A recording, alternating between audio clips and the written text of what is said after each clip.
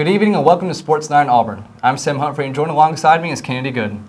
Tonight we've got a full slate as Auburn Baseball has been on a roll and men's basketball has been on a roll just as March starts. All that and more on Sports Night in Auburn.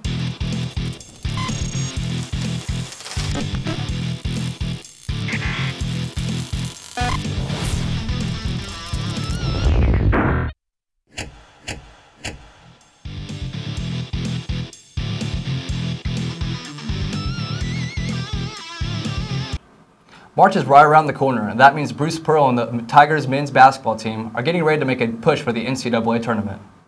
After a big win against Georgia, the Tigers welcomed in Mississippi State in the Auburn Arena for a tough SEC matchup. The Auburn Tigers and the Mississippi State Bulldogs faced off in a pivotal SEC matchup here in Auburn Arena. With the end of the season drawing near, SEC wins would be crucial for both teams in their push to postseason play. Auburn looked to get revenge against the Bulldogs after losing the first matchup in Starkville. The Tigers got off to an early lead as Anthony McLemore and Bryce Brown led the team with 8 points in the first half. Auburn's lead would go as far as 11, but the hot shooting of Quindary Witherspoon helped the Bulldogs cut the lead to just 3.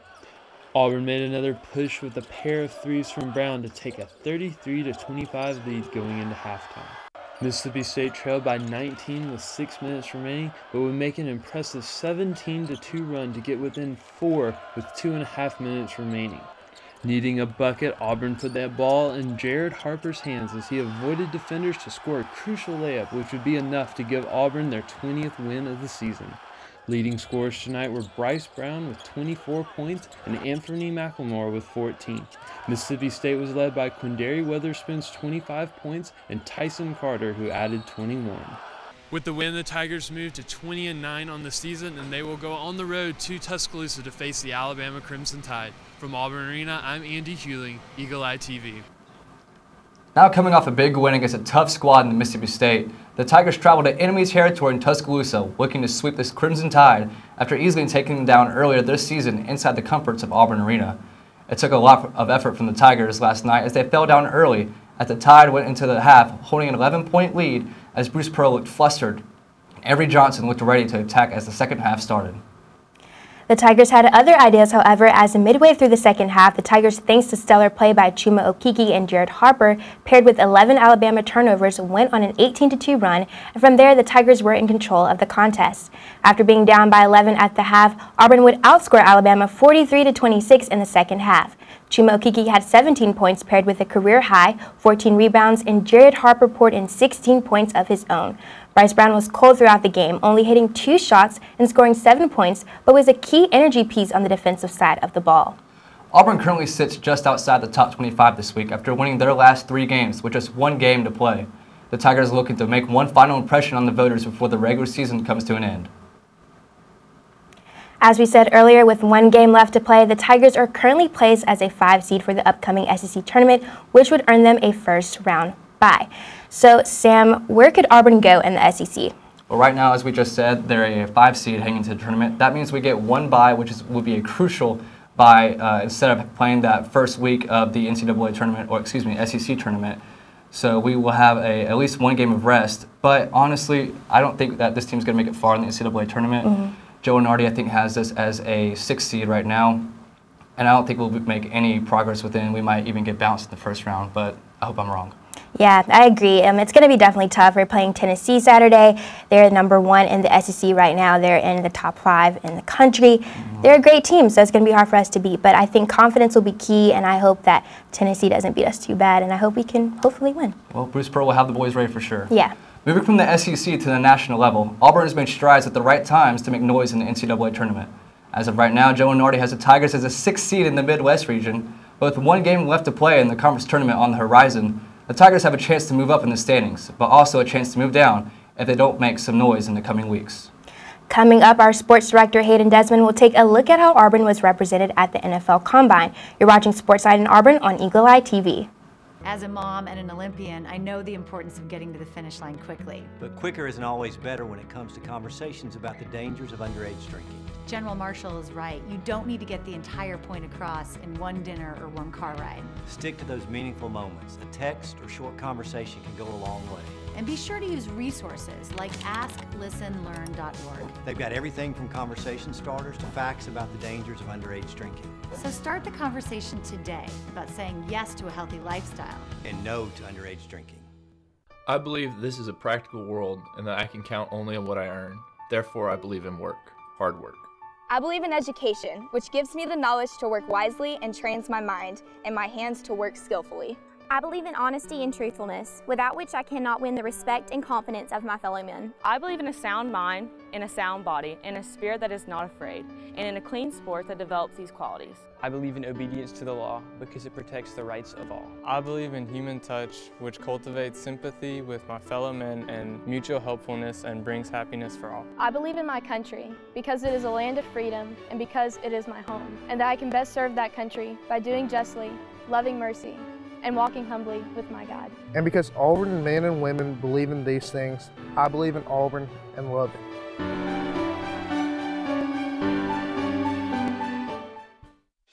A Dog's Way Home is the story of the extraordinary lengths a dog will go to in order to get back to their family.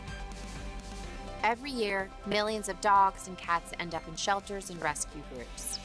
We found our Bella at a shelter in Tennessee.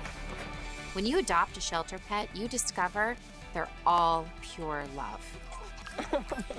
Adopt pure love and help a shelter pet find their way home at theshelterpetproject.org.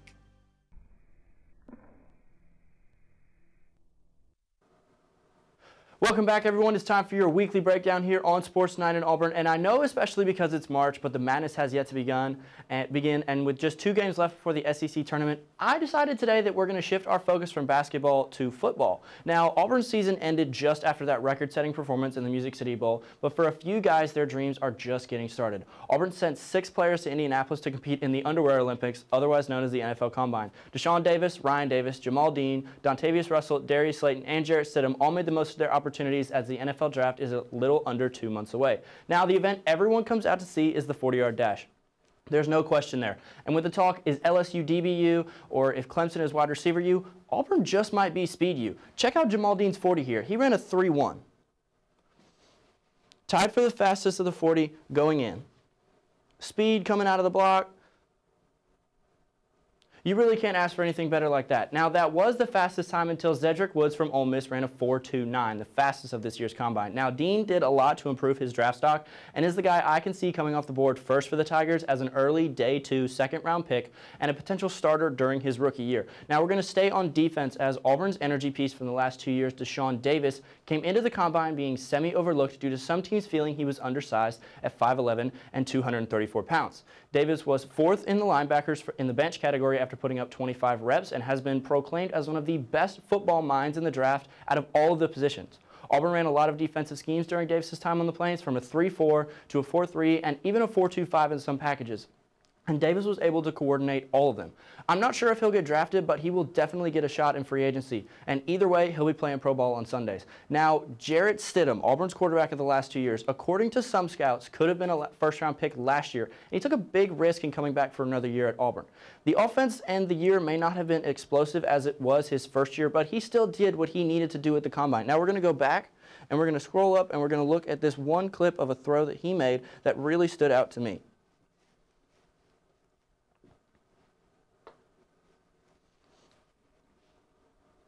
And as you can see, he comes out with a 5-step drop, and he looks really comfortable, as sometimes this year he wasn't really that comfortable in the pocket. He didn't blow anyone away with his speed or agility, which we expected. You know, he's a passer. And last season, like I said earlier, he seemed a little anxious in the pocket, but I do think he'll hear his name called based on his film interviews and arm talent. Now we're going to move to the 2 guys at the Combine who Stidham was throwing to, and that's Ryan Davis and Darius Slayton. They did everything right at this Combine. Starting with Ryan Davis, we knew he wasn't going to be a top performer in the bench press or the vertical or long jumps because of his size. And he also didn't run the 40, which I found interesting. And he also has not made it clear if he'll be running the 40 at Auburn's Pro Day, which could be the best place for him to showcase the speed that we've all seen here in Jordan Hare. Davis is fundamentally a great slot receiver and set the single season and all-time record for receptions at Auburn. And as another guy I see, if he's getting his name called, it'll be late on day 3, but I can see himself being on an NFL roster. Now, Darius Slayton may have helped himself more than any other Auburn player at the Combine. And after a junior season that produced 35 catches with 670 yards and 5 touchdowns, Slayton was labeled by many as a deep threat receiver. And he proved he was more than that in his agility drills that showed he had a great route tree. His 40 was 7th among the receivers at a 4.39 and was tied for 3rd in the vertical at 40.5 inches and was tied for 3rd in the broad jump at 11.3. I see Slayton as a guy that will get a lot of private workouts so GMs and scouts can get a closer look, and I can definitely see him getting drafted in the 3rd or 4th round. Maybe going to a team with another former Auburn Tiger somewhere in the Charlotte area in the 14th pick of the 3rd or the 13th pick of the 4th round. Now, coming up, Sam and Kennedy have a look at Auburn baseball's recent success, and a few Tigers from women's basketball receive some hardware you won't want to miss. Stay tuned. You're watching Sports Night in Auburn. Get it.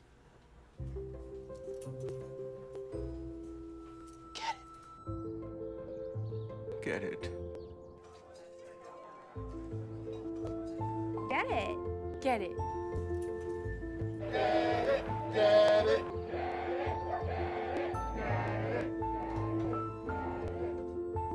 Is she gonna get it, Daddy? She'll get it. Get it. Get it.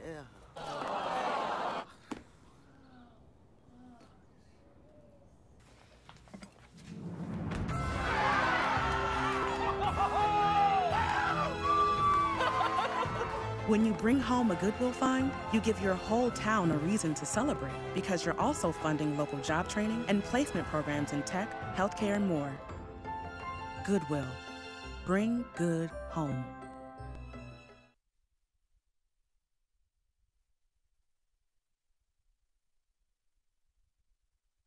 Home fire drills give your family a plan of action. In a home fire, you may have less than 2 minutes to get out. So when you drill, show everyone 2 ways out of the house, pick a safe meeting spot, and get there in under 2 minutes. Then practice home fire drills at least twice a year. You can even make them fun. So everyone knows the sound and exactly what to do when they hear a smoke alarm. Go to ready.gov/firedrill and learn how to prepare your family for home fires.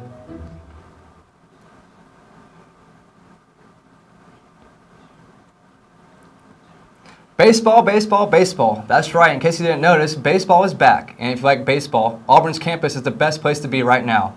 After a weekend series against Cincinnati where the Tigers made it easier on themselves after sweeping the Bearcats, the Tigers welcomed in UT Martin to Plainsman Park last night. Eagle Eye's Morgan Evans has a report from the game. The Auburn Tigers opened their 2-game series against the UT Martin Skyhawks Tuesday night with a 15-9 win. The first and second innings were rough for the Tigers as they only managed to get 1 run on the board while the Skyhawks scored 6 runs in that span. The Tigers offense got in their groove in the bottom of the 3rd, scoring 4 runs on 2 RBI doubles and 2 RBI singles, but the Tigers still trailed the Skyhawks 6-5. Sophomore Edouard Julian opened up the 4th inning with his 5th home run of the season, tying the Skyhawks 6-6. UT Martin took the lead in the top of the 5th, but Auburn quickly answered the run with their own and tied the game again. The Skyhawks stole the lead in the 6th, but this time Auburn hit 2 runs in the bottom of the inning to take the lead for the first time. The Tigers now led the Skyhawks 9-8. After a 1-2-3 top of the 7th, Auburn scored 3 more runs in the bottom half on Everett Lau's 3-run homer. UT Martin tried to come back but fell short in the top of the 8th after only scoring 1 run. The Tigers scored their share of insurance runs in the bottom of the 8th, leading the Skyhawks 15-9. After another 1-2-3 inning in the top of the 9th, the Tigers finished the game 6 runs ahead of the Skyhawks. Freshman Richard Fitz earned his first win of the season to help Auburn increase their record to 10-2 and add to their 4-game win streak. Auburn softball got an early start on the spring break weather as they were in Southern California competing in the Judy Garvin Classic over the weekend. The Tigers posted a 3-1 record from the tournament. The Tigers defeated Loyola Marymount 9-2, UTSA 7-1, and the 20th ranked Oregon Ducks 8-0 in 5 innings. The lone loss came at the hands of Washington by a final of 8-6. The Tigers' highly anticipated matchup with the second-ranked UCLA Bruins was canceled due to the unpredictability of the Southern California weather. But the Tigers will be back in action tomorrow for the War Eagle Challenge as they will play 6 games over the next 4 days. After a big win in Baton Rouge against LSU over the weekend, 2 members of the Auburn women's basketball team have received postseason all-conference honors. Senior guard Janiyah McKay was named to the All-SEC second team and all-defensive team, while freshman guard Robin Benton was selected to the SEC all-freshman team. McKay, a senior, is Auburn's leading scorer, averaging 13.8 points, while also being the team leader in assists with 4.3 per game. McKay has also been a force on the defensive side of the ball, ranking third in the SEC in steals with 2.2 per game. Ben, a freshman, averaged 6.1 points off the bench and ranked among the top SEC freshmen in scoring and provided a spark of the bench with her infectious energy and tenacity. McKay is the 28th player from Auburn to earn All-SEC honors and 4th under the guidance of Coach Flo. She's the 6th to be named to the All-Defensive team, and Ben is the 16th all-time pick for the Tigers for SEC All-Freshman team. The Tigers are the 6th seed in this week's SEC tournament in Greenville, South Carolina. The Tigers will play in the second round on Thursday night after earning a first-round bye and will play in the winner of the Alabama-Vanderbilt game on Wednesday. Auburn gymnastics has been one of the hottest sports on campus this year, and last Friday they met with in-state rival the Alabama Crimson Tide, for the first time of 2 meets with them over a span of over 2 weeks. In a meet that was very back and forth throughout and went down to the wire in the final event, Auburn eventually fell to Alabama by a final score of 196.7 to 196.4, although Auburn fell short of a share of the SEC regular season title. The scores went as follows. Auburn, who has ranked 6th on bars coming into the event, scored a 49.3. On vault, the Tigers scored a 49.1, and on beam, Auburn hit an even 49. And on the floor, the same result was hit as the Tigers hit an even 49. Coming up, we'll take a look at everything coming up on the Plains as the students head into spring break. Keep it right here on Sports Night in Auburn. This is what high blood pressure looks like. Talk with your doctor to create a treatment plan that works for you. Go to loweryourhbp.org. After 15 years of smoking, Eva Marie quit. There's a new lung cancer screening that could save her life. You stopped smoking, now start screening. Learn more at savedbythescan.org.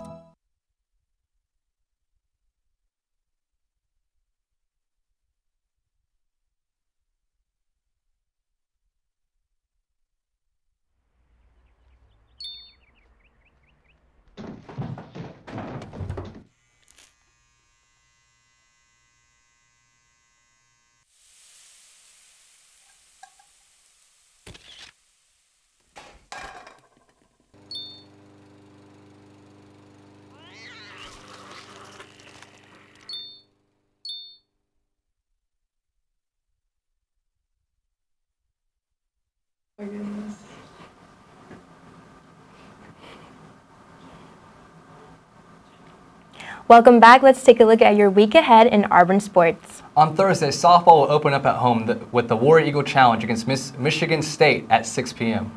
Women's basketball will open up in their first SEC tournament game against Alabama in Greenville, South Carolina. And on Friday, cross-country track and field will be at the NCAA Championships. Women's tennis hosts Vanderbilt Friday at 2 p.m. at the Yarborough Tennis Center. Women's golf travels to the Darius Rucker Invitational in Columbia, South Carolina, and the event will last all weekend. Women's equestrian hosts Georgia at 3 p.m. on Friday. Baseball opens up a 3-game series against UTSA, with Game 1 beginning at 6 p.m. Auburn basketball plays their final game of the regular season at home against Tennessee. Tip-off is at 11 a.m. and can be seen on ESPN. Auburn softball plays 2 games against Louisville and Radford. The Louisville game will begin at 2, with the next game to follow right after that. Auburn gymnastics heads to Birmingham for a rematch with the Alabama Crimson Tide. The meet will begin at 7 p.m. Baseball plays Game 2 with UTSA on Saturday, with first pitch at 2 p.m. On Sunday, women's tennis hosts Kentucky at 11 a.m. Softball caps off the War Eagle Challenge with games against Michigan State and Mercer. And baseball plays their final game with UTCA on Sunday at 1 p.m. Well, that's all we have for you tonight. Be sure to follow us on Twitter at EETV_sports and follow Eagle Eye TV on Instagram. And don't forget to check out our website, eagleeyeauburn.com. I'm Kennedy Gooden. And I'm Sam Humphrey. Thank you for joining us, and War Eagle. War Eagle.